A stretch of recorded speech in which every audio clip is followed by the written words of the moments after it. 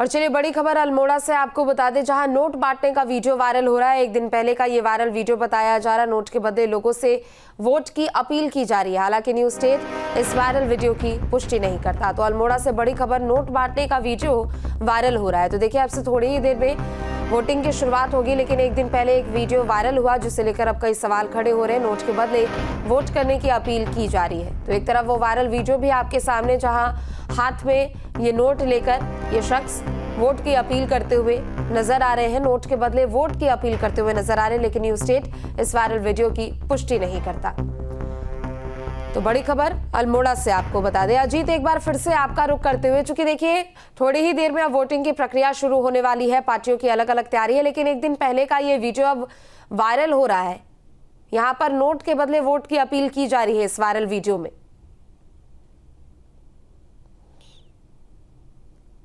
कि चुनाव से ठीक पहले इस तरह के वीडियो आना कोई मतलब बहुत असाधारण बात नहीं है। हर चुनाव में इस तरह की घटनाएं होती हैं, लेकिन इस चुनाव ये जो वीडियो आया है इसकी जांच की बात कही गई है। ऐसा पिछले दिनों आपने देखा होगा कि उत्तरकाशी में भी किसी तरह का विधायक का वीडियो सामने आया था। तो ये तमाम लोग जो एक अनफेयर मीन्स होता है, जो अनुचित साधनों का जो प्रयोग करते हैं, जो चुनाव जीतने के लिए, वोटर्स को लुभाने के लिए, उनके लिए एक आचार संहिता होती है। उस आचार संहिता के खिलाफ, उस आचार संहिता के आधार पर ही फिर आगे की विवेचना होती है। तो ये जिस तरह का वीडियो सामने आया, इसकी जांच करने की बात तो प्रशासन ने कही है, लेकिन अब चूंकि आज मतदान है और उस जांच का कितना फर्क पड़ेगा कितना नहीं, ये कहा नहीं जा सकता। लेकिन मतदान शुरू होने में अब तो कुछ ही मिनट शेष रह गई हैं। तो इस तरह के वीडियो सामने आए। उत्तरकाशी से भी आया था, अभी एक अल्मोड़ा का वीडियो आया है। उससे पहले कुछ एक दो ऑडियो भी आए थे। लेकिन क्या है, क्योंकि मतदाता को लुभाने के लिए लोग इस तरह के हथकंडे अपनाते हैं, इस तरह की सारी चीजें की जाती है जो आचार संहिता के उल्लंघन भी मानी जाती है। तो इसी को लेकर के प्रशासन ने कहा है कि इसकी जांच कराई जाएगी। चूंकि वीडियो वायरल है, कहां से आया है, कहां किसने बनाया है, किस जगह का है, तो इस तरह की पुष्टि करना एक बहुत मुश्किल काम होता है। लेकिन फिर भी इसकी जांच की बात कही जा रही है। जी बिल्कुल, आप बने रहे, लौटेंगे आपके पास। दिलीप, आपका रुख करते हुए, अब से थोड़ी ही देर में वोटिंग की प्रक्रिया यहाँ पर शुरू होने वाली है।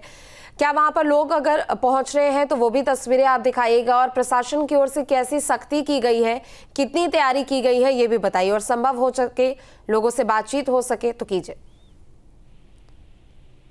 मैं बताता हूँ आपको कि जिस तरह से यहाँ पे देख रहे होंगे आप, हमारे पीछे यहाँ पे जो लंबी कतारें यहाँ पे दिख रही हैं। कैमरामैन तक कैमरामैन को जरा भीड़ दिखाने की कोशिश करें। हाँ जी, हाँ जी, हाँ जी, ये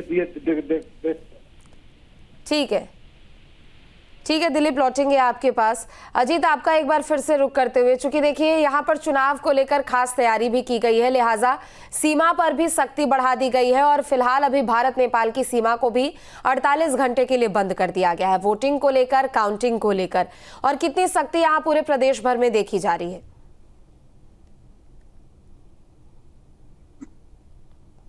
झूला पुल जो भारत और नेपाल को जोड़ता है वो बंद 2 दिन पहले ही बंद कर दिया गया था। और नेपाल एक ऐसा देश है जो बिल्कुल जिसकी सीमा सैकड़ों किलोमीटर तक भारत से लगती है।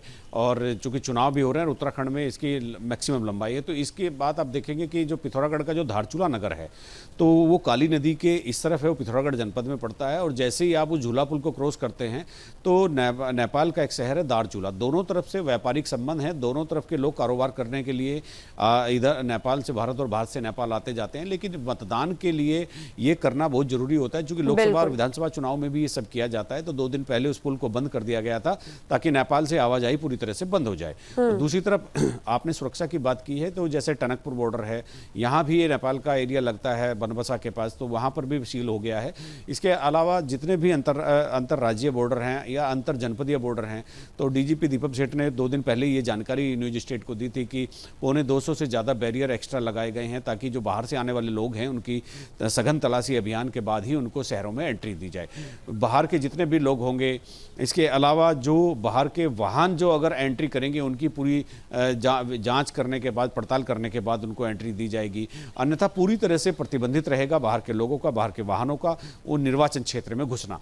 इसके अलावा जो जितने पुलिस फोर्स लगाया, 11,000 से ज़्यादा जवान उत्तराखंड पुलिस के लगे हैं, 24 कंपनी पीएसी लगी है, 4,000 होमगार्ड लगे हैं, 2,500 PRD जवान लगे हैं। इसके अलावा बहुत सारे ऐसे तमाम जो फोर्सेज हैं, जो ऐसी एजेंसीज हैं जिनको लगाया जाना जरूरी होता है, वो लगाए गए हैं।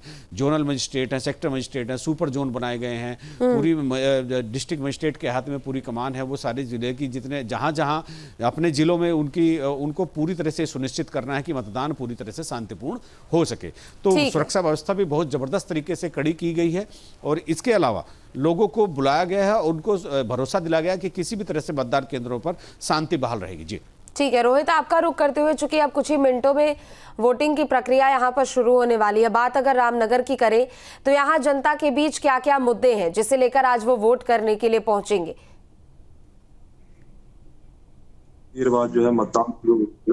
बात की जाए नगर निकाय चुनाव, इसमें जो जनता के मुद्दे हैं, बहुत सारे मुद्दे हैं, क्योंकि यहाँ जो मेन समस्या है हमारी का हक मकान जो लोगों के हैं वो पूरी हो रही है, इसको लेकर जो है जनता जो है मुख्य आवाज उठाई है। बात की जाए चिकित्सा व्यवस्था की, चिकित्सा व्यवस्था यहाँ बिल्कुल पूरी तरीके से फेल है।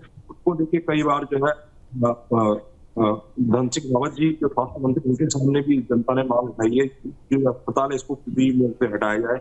जो दिलीप रावत उन्होंने यहाँ आके एक बार जो है नाराजगी व्यक्त की थी स्वास्थ्य मंत्री की यहाँ की व्यवस्था ठीक नहीं है। बहुत सारे मुद्दे हैं जिनको लेके, जो जमीनी मुद्दे हैं उनको लेके यहाँ पे जो है प्रत्याशी चुनाव लड़ रहे हैं।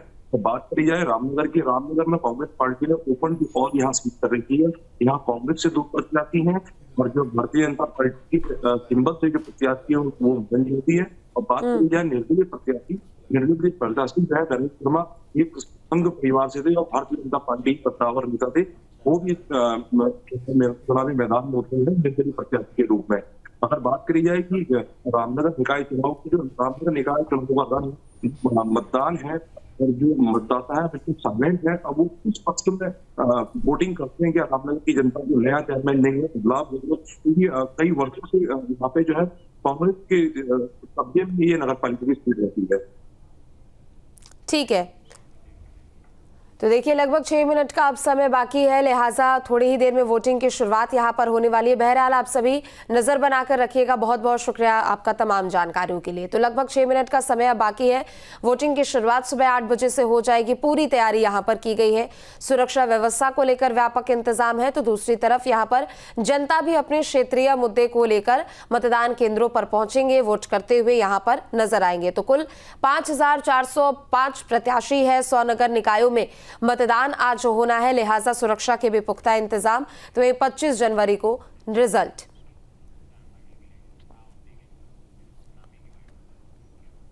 तो सीएम धामी ने निकाय चुनाव में फिर से जीत का दावा किया है। दिल्ली में विधानसभा चुनाव में बीजेपी प्रत्याशियों के प्रचार के लिए सीएम धामी ने कहा कि उत्तराखंड में बीजेपी ने मिथक तोड़ा है और इस बार निकाय चुनाव में जीतकर ट्रिपल इंजन की सरकार बनाएगी। निकाय के चुनाव में देखिए, उत्तराखंड में जो भी चुनाव हुए हैं, उत्तराखंड की देवतुल्य जनता ने भारतीय जनता पार्टी को अपना आशीर्वाद दिया है। मोदी जी को देश का प्रधानमंत्री बनाने के लिए लगातार 3 बार हमारे यहाँ की सभी सीटें वहाँ की भाजपा को जिताई हैं और डबल इंजन की सरकार लगाई है। पहले एक मिथक था, एक परिपाटी थी कि हर चुनाव में वहाँ सरकार बदल जाती है, लेकिन उत्तराखंड की देवतुल्य जनता ने हमें आशीर्वाद देकर दोबारा से सरकार में आने का अवसर दिया है। और निकाय के चुनाव में भी चूँकि ट्रिपल इंजन लगेगा, ट्रिपल इंजन की सरकार बनाएंगे, निकायों की सरकार बनाएंगे, तो विकास तेज गति से आगे बढ़ेगा।